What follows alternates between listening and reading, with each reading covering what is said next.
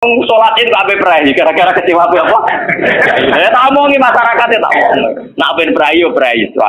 Dari awal sholat itu ku sunat. Ora usah maksa sholat itu sebagai gremeng dari awal sholat itu apa? Kena arah percaya tak baturi sholat itu. Mau aku nganti saya biasa sholat itu. Mula biasa dengan di sana sholat iki toko-toko itu biasa. Ya ini biasa mawon dulu. Ya tapi kan jadi sekeramat ge wong sekarang. NU Media Waru, like, share and subscribe. Media Syiar dan Siar Nahdlatul Ulama. NU Media Waru, like, share and subscribe. Media Syiar dan Siar Nahdlatul Ulama. Aku ora wis ngalim, perasaanku dadi kiai pedak mulang amble. Ora mulang serapati napa? Iya. Kok kon takok itu goto gua nganti sakniki biasa teng pasar lugu teng parkiran iki lugu teng isor iki biasa. Iki tiang-tiang lugune sepeda motor dhuwur kadang ya wonten sing ngamuk. Wis ono Gus Ba, aku bilang, aku nyayu pedak mulang. Kenapa ngene iki ora pasti apa? Cuma tetep wong saleh, nek omong ya. Aku tetep wong saleh. Lalu kula ulama paling ora tau tersinggung. Mboten ate kula tersinggung, kali rukun tak kontan urut mboten tersinggung. Iki biasa mah. Ya, ranura itu artinya jadi akal, jadi pertimbangan. Ya, apa jadi akal lah. Kudune seneng deh santri jadi duwe akal. Kadang kita ini berlebihan, ngongkon wong liya juga taat di luar konteks urusan agama. Kadang kita nyuruh orang itu kan hadzun nafsi. Misalnya aku jadi kiai di rumah mewah, tentu kepengen ono pot sing indah, ono bunga sing indah. Ngongkon santri wajib nurut. Itu kan aku nafsu. Saat aku kepengen di bunga yang indah, di taman indah, aku kan nafsu. Kenapa instruksinya pakai lembaga kekiainan? Paham ya? Oh, itu kan kriminal, apa? Paham ya? Kecuali misalnya Ruhin ngaji ngantuk, anggap kriminal bener dalam konteks agama kok itu kriminal. Paham ya? Tapi nak Ruhin tak konoto tamanku dia ngantuk itu sah, karena saya sendiri ketika kepengen taman itu ono hadzun nafsi. Itu harus dibedakan. Soalnya kanjeng tanggaku sing kiai lah ya kowe miyai adane bedak salat ae. Iki kowe pas kiai. Tapi kayak naruh kok jek terus kok gitu sih. Apik. Tangga-tanggane wong salat itu ape prai gara-gara kecewa apa? Ya tak omongi masyarakatnya tak omong. Nak ben prai yo prai wae. Dari awal salat itu ku sunat. Ora usah maksa sholat itu sebagai gremeng dari awal sholat itu apa? Kena arah percaya tak baturi sholat itu. Mau aku nganti saya biasa sholat itu. Mula biasa dengan di sana sholat itu toko-toko itu biasa. Ya ini biasa mawon dulu. Ya tapi kan jadi sekeramat ge wong sekarang. Ya biasa mawon gitu. Artinya bukan apa-apa ya. Mbok ya agama itu tidak usah dikere. Kon sunat ben tetep napa? Sunat. Terus kok ada Jawa ora tau salat subuh nek salat. Wong abang-abang ada gerakan. Ora tau subuh tak salat wae. Penak.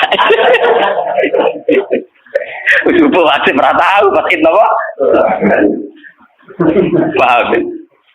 Maka dan itu yang dipakai ulama-ulama dulu kayak Khulafaur Rasyidin pakai itu. Kalau perintahnya itu pribadi, mereka dari awal tidak mewajibkan. Sehingga mereka tidak punya masalah yang serius. Kalau baru atas nama agama benar-benar wajib toh. Sekarang itu kan rancu. Ngono arwe kok. Nah, ono santri kriminal kabeh, misalnya wong lunga, misalnya kiai lunga kudu mobil sumban, kudu wis rosi kudu. Itu kan bagaimanapun ada hadzun nafsi. Ya kita ngongkon santri ya ngongkon, ben cung mobil ubah resi. Tapi kita tahu kalau itu pada unsur hadzun nafsi. Nek rodok ngantuk sithik-sithik mbek anggap yo keben. Paham nggih? Kecuali kita ngongkon salat, mbek anggap kita marahi yang sowan pangeran jangan. Harus kita bedakan mana perintah kita yang masih berbau nafsu, yang mana benar-benar orisinil faktor agama. Faktor apa? Agama. Dan itu yang dipraktikkan Rasulullah. In udhiya yafu wala yu'aqib wa in khusima yasmut wala yujah. Nabi kalau disakiti secara pribadi mudah dia memaafkan. Beliau mudah memaafkan. Tapi wa idza du'a haqqullah, kalau haqqullah yang sudah diterlantarkan itu beliau baru tersinggung. Nah, sekarang kan sudah campur aduk. Hadzun nafsi juga lembaga-lembaga napa? Maka tak kandhani kudu nurut. Partaiku. Ya PKB atau P3 itu. Kalau PDIP mbah. Jangan dia kok PDIP, Gus. Kalau PNS tok perjuangan. Lah, kalau mulai dia kata partai apa Gus? Kalau PDIP tapi benet tak. Napa kerja perjuangan. Ini wong urip kudu napa? Perjuangan.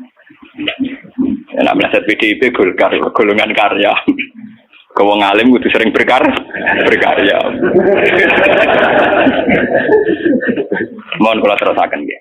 Ya niki sing termasuk antike dawuh Senawi Banten. Wa idon anna a'mal umara wa sa'atin mauqufatun ala fatawal ulama. Jadi sing sederenge ayat. Harusnya kebijakan-kebijakan penguasa atau raja itu mauqufatun ala fatawal ulama atau ala fatawid ulama, fatwa-fatwi. Raja atau penguasa itu kalau punya keputusan itu harus ikut pada garisnya ulama. Ya, kalau bolak-balik matur. Sekarang yang merupakan garis ulama dalam konteks bernegara itu apa? Ini kalau ngomong sensitif ya. Yang kaitannya ulama dengan negara dalam konteks negara yang kayak Bhinneka Tunggal Ika itu apa? Itu pancen repot. Misalnya begini, kita punya Ambon, punya Maluku, kita punya NTT. Ketika dipaksakan dulu piagam Jakarta yang memaksakan syariat Islam, tentu mereka akan menantang keluar dari Indonesia, NTT dan apa? Ambon, Irian Jaya misalnya. Yang kayak begitu itu tidak fatwanya ulama, itu sudah masalah bernegara. Nah, kalau nanti tanggal kiai cara jenengan sebut ikus. Misalnya Indonesia memaksakan penerapan syariat Islam. Syariat Islam yang mana? Kalau syariat Islam formal mungkin kita akan mengatakan sebaiknya diterapkan syariat Islam. Tapi termasuk syariat Islam adalah menjaga peluang dakwah, ini catat. Dan saya siap ketemu Allah dengan pendapat ini. Bukan berarti saya terus pluralisme atau pakai teori-teori modern, enggak. Saya pakai teori ulama. Saya tidak pakai teori modern. Catat ini, saya tidak pakai teori modern, pakai teorinya ulama. Termasuk syariat adalah menjaga peluang dakwah.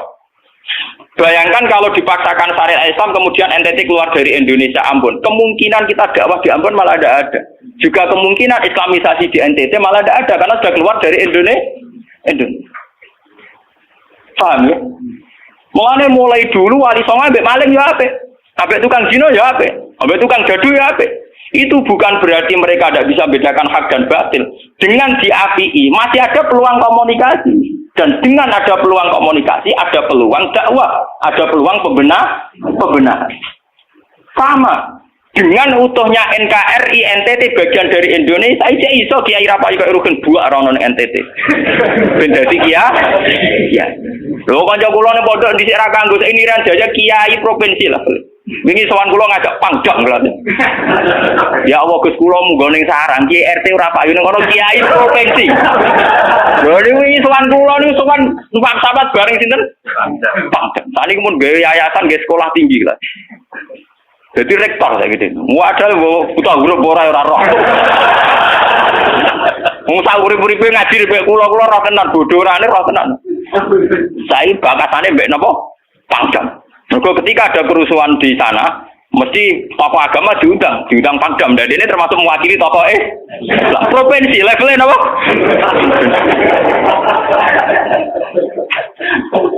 Artinya logika sehat kita, kalau kita memaksakan syariat Islam formal malah NTT lepas, itu kan berarti tidak ada kesempatan dakwah.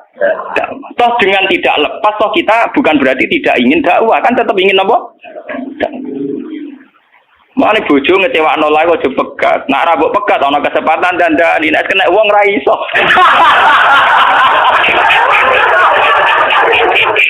Tapi tak takdir ra apa. Artinya sama. Semua sejarah Wali Songo itu sama orang nakal kan enggak apa-apa. Sampeyan delok biografi Ki Khudori Tegalrejo. Dhisik terkenal yo kancaran bajingan. Bajingane tunduk mergo sungkan ramae.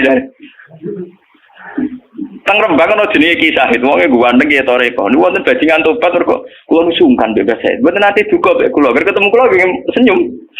Lha iku sungkan senyume nganti tobat. Artinya apa? Saat kita ekstrim atas nama hak dan batil malah lari. Toh teori itu ya diakui Quran walaupun tafazzun ghalidul qalbi lan faddu min haulik. Toh teori itu juga tidak jauh-jauh dari aturan Islam. Meskipun kita juga punya teori yang lain, karena ini tidak selamanya berjalan lancar. Kadang gue kancanan non akal ya belok akal tenan. Kancanan non ya katut tenan. Selingkuh tenan. Sebab itu ya ben sing FPI ya keben ekstrem yo keben. Nyatanya pribumisasi kadang ya katut tenan. Wong Gus kancanan nakal kadang tinakali ora anut Gus, kadang Gus katut sing nakal. Malah jadi rocker. Dari sisi pertama dakwah dibeli Gus sing melok nyanyi. Ora kok sing grup band melok wiridan malah. Artinya kan metode apapun kan nggak semuanya jalan lancar, tapi kita atas nama manhaj metode kita seluas mungkin punya wacana terus kita punya banyak pilih. Ini disebut istilahul aimah tetap nomor rahmah.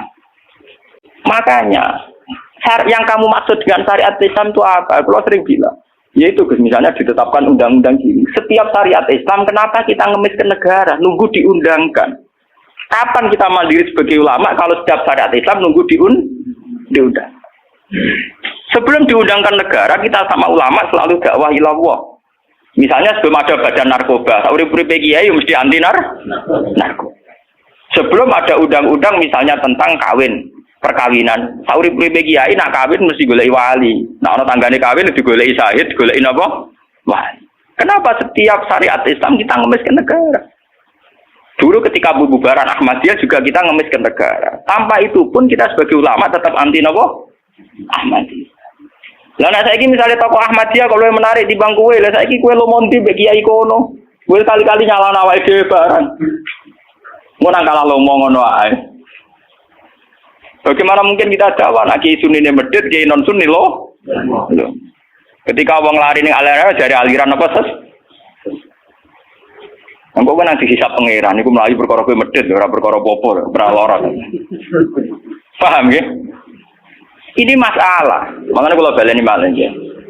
Syariat Islam itu komplit, termasuk aturan hak dan batil tapi juga aturan dakwah. Makanya kalau terima kasih sama ulama-ulama sekarang itu sekarang ada rumus, ada fiqhul ahkam.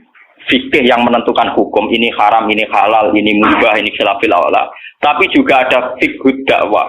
Di mana dalam sebuah proses diperlukan satu toleransi, jenis apa fiqhud dakwah. Dan itu penting kita kaji. Karena dalam sejarah Makkiyah juga begitu, dalam sejarah apa Makkiyah. Ketika periode Mekah, zina itu tidak pernah halal. Kamu catat, zina itu tidak pernah halal. Maling juga tidak pernah halal. Tapi ada periode 13 tahun di mana Nabi tidak sering ngomong haramnya zina, juga tidak ada hukuman bagi pezina. Artinya apa? Tidak mendesak untuk membicarakan urusan zina, urusan maling. Karena yang mendesak saat itu urusan tauhid. Misalnya kamu dakwah di NTT. Tentu yang penting umat diajak ke logika bahwa tauhid itu lebih benar ketimbang trinitas. Ya hanya begitu saja. Kamu tidak mungkin langsung masuk ke urusan zina, maling, gento, dan sebagainya. At-tadrid fi sunnah, proses dalam sunnah. Itu juga penting, ini tahapan-tahapan dalam proses NU Media Waru, like, share, and subscribe. Media Syiar dan Siar Nahdlatul Ulama. NU Media Waru, like, share, and subscribe. Media Syiar dan Siar Nahdlatul Ulama.